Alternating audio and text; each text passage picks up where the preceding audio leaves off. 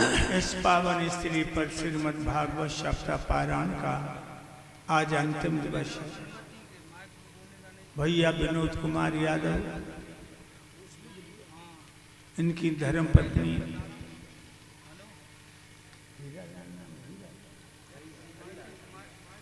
भैया हरिलाल जी, पूर्व प्रधान, सभी लोगों ने आज 7वें दिन का संकल्प पूर्ण किया है। हमारे क्षेत्र के देवता अपने अपने काम को छोड़ करके भगवान की कथा सुनने को उपस्थित हैं। ये भगवान की बहुत बड़ी कृपा है। भाइयों, हर मानव जीवन के संगम में आशा और निराशा है। मिलकर के जुदा होना ये जीवन की परिभाषा है। हम और आप जन कितनी बार मिले होंगे, कभी भैया बनकर, कभी बेटा बनकर, और परमात्मा कर्म के अनुसार योनियां भी दे देता है। कल की कथा में आपने सुना था, मेरे कन्हैया ने कंस को खेल ही खेल में मार दिया। ब्रज को छोड़ गए थे कल की कथा में। आज की कथा में मेरे यदकुल भूषण कन्हैया ने मथुरा छोड़ दी और 12 योजन लंबा नगर बसाया समुद्र के अंदर। विश्वकर्मा शिल्पकार ऐसा था कि उसने यादवों के लिए, कन्हैया के लिए सुंदर नगर बनाया। उसी में सब यादवों को लेकर, यादव, जाट, गुर्जर, ठाकुर, ब्राह्मण, सबको दोहरका में बसा दिया। मेरे भाइयों, मैंने ये तो आपको बताया ही था उस दिन।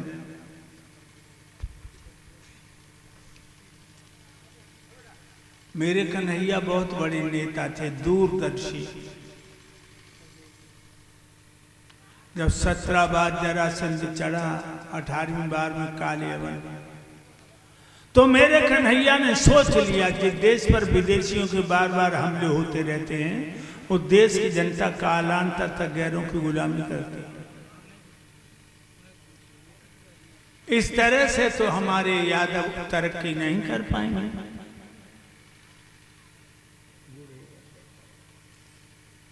तरक्की नहीं कर पाएंगे। तो उन्होंने दोहरका बसाया। और भाइयों, दोहरका में भगवान के बड़े भैया बलराम की शादी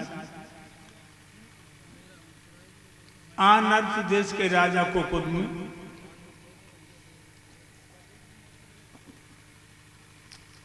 कुकुदमी का पुत्र है रेवत। रेवत की लड़की रेवती के साथ हुआ। भगवान कन्हैया अपने भैया भाभी की विदा करा के दोहरका में आ गए। और एक बात और बताऊं भक्तों, पहले हमारे देश में छोटे छोटे राज्य थे, जैसे आज प्रांत हैं, जिला हैं, ऐसे राज्य थे। उन्हीं राज्यों में एक राज्य था विदर्भ देश। विदर्भ देश कहाँ है जानते हो? जिला इटावा में विधूना है। अब वो औरैया में निकल गया। विधूना को विदर्भ देश कहते थे। विधूना से 7 किलोमीटर पश्चिम की तरफ कुदरकोट का नाम का कस्बा है। जब कुदरकोट को पहले कुंदनपुर कहते थे। कुदरकोट कैसे पड़ा? मुसलमानों ने 27 हाथियों की दाएं 5000 हिंदुओं पे चलाई। कुदर कर दई, तब से कुदर कोट हो गया। उस कुंदनपुर और लड़की इधर उधर कमरा में छुप जाती है। जिससे लड़की की आंखों से पट्टी बंधी, वो रुक्मिणी को पकड़ लेती। रुक्मिणी को शरीर सूरज की तरह दमक रहा, सूरज की तरह। तो रुक्मिणी को पकड़ लेती है वो। और लड़कियां कहने लगी, अरे रुक्मिणी तू तो सब खेल बिगाड़ रही है। अरे खुद पकड़ जाते, हमें पकड़ा दे पगली या चंद्र बदन पे पर्दा कर। तूने तो अंधेरी रात में दोपहरी कर दे दिव्य ज्योति को फैला कर। तो रुक्मिणी अपनी सहेलियों से बोली, दीदी ये तो हमने माना दीदी सुंदरता भरपूर है, ये तो महिमा राम की जम हमरा क्या कसूर है। ये तो महिमा राम की जब हमरा क्या कसूर है। ये तो महिमा राम की जब हमरा क्या कसूर है। ये तो हमने माना दीदी हो,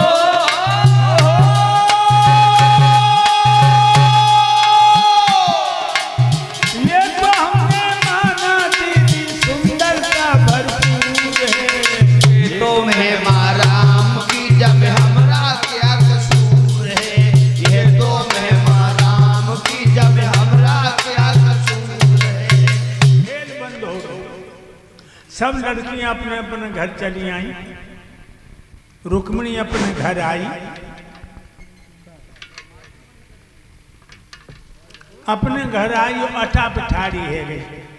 ऐसे रह गली गली में देव ऋषि नारद जा रहे, बीना बजा जाए और बड़ी मस्ती में गीत गा जाए। अब रुक्मिणी गीत सुनने लगी अटा पे खड़ी। कौन सा गीत गा रहे देव ऋषि?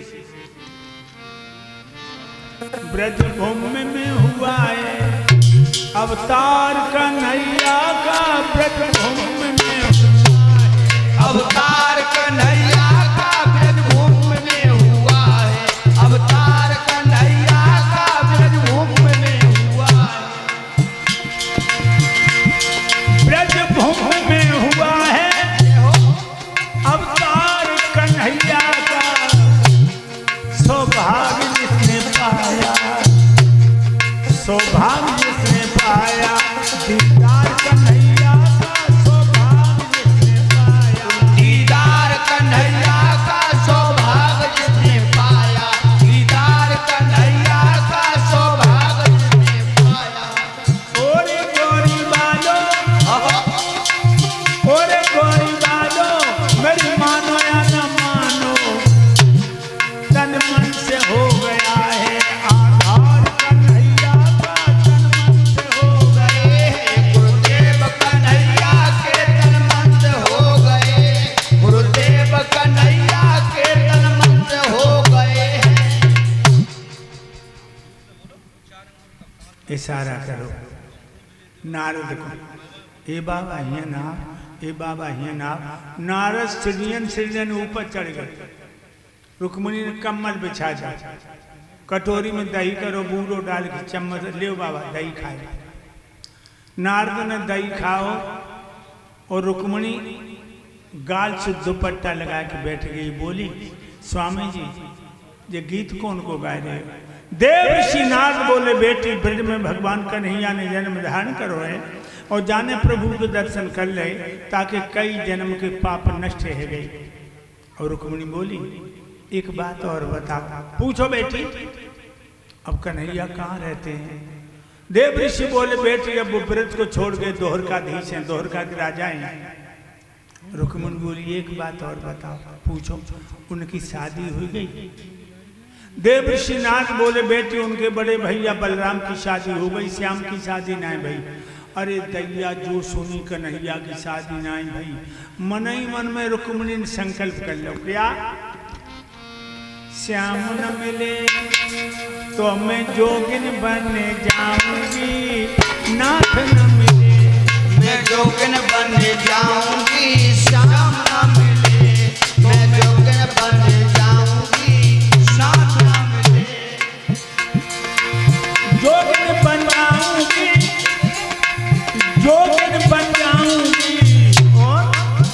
सारी उमरिया की रोगिन बन जाऊंगी, नाथ न मिले। सारी उमरिया की रोगन बन जाऊंगी, श्याम न मिले। मैं जोगन बन जाऊंगी, श्याम न मिले। नते स्वर्गो अपौरोषानंदम हृदयम यदि। मैं स्वर्ग में भी नहीं रहूंगी बिना श्याम के। मेरे गले में बहियां पड़ेगी तो यादव जी की ने सारो जीवन कुआरे गुजार लूंगी, संकल्प कर लिया। ये रुक्मिणी की मैया ने देखो बिटिया की चाल कछु इशारा कर रही है। और एक बात और बताएं लोगों, जो चतुर माताएं होती, चतुर, अपनी लड़की की हर हरकत पर नजर रखती हैं और रखनी भी चाहिए, रखनी भी चाहिए। फुअड़ ना रखत, फुअड़ को ना बतो बिटिया का कह रही, कहाँ जा रही, का कर रही। चतुर मां जान लेती है। और भक्तों 10 साल की लड़की है, 10 वर्ष की, तो तुम भाई छोटो न समझियो, जब दिमाग में रखना। 10 वर्ष की बेटी को भी अब छोटा मत समझना, क्योंकि जब तक घर घर में टीवी चली है, टीवी, तब से लड़का लड़कियां बड़े एडवांस हो गए। ध्यान रखना लोग।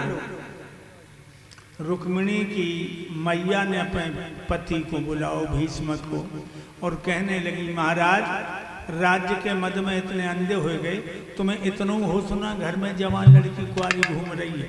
कहूँ अच्छो लड़का दे के बिटिया के हाथ पीली करो, जमाना अच्छो ना है। सोई राजा दरबार में आए। मंत्री कहिए। आज जितनी ये बहनें बैठी हैं और जितने ये भैया बैठे, सबसे कह दो आज कोई मुकदमा नहीं लिया जाएगा। आज महाराज विशेष चर्चा करेंगे, सभी लोग अपने अपने विचार दें। भाइयों बहनों, आज हमारे महाराज कोई मुकदमा नहीं लेंगे।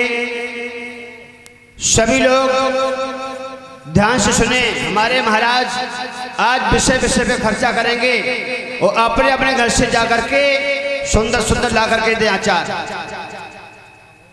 देख लिए लोग कितने मंत्री होशियार है। हम कह रहे हैं अपने अपने विचार दो और जो कह रहे हो अपने अपने आचार दो। हम कह रहे हैं विशेष विषय पर चर्चा करेंगे और जे कह रहा विशेष विषय पर खर्चा करेंगे। माफ करिए लोगों, ऐसा मंत्री जिसको मिल जाता वो राजा की जिंदगी किसी मोड़ पे जा सकती है। इसीलिए मैं अपनी बात खुद ही कहूँगा।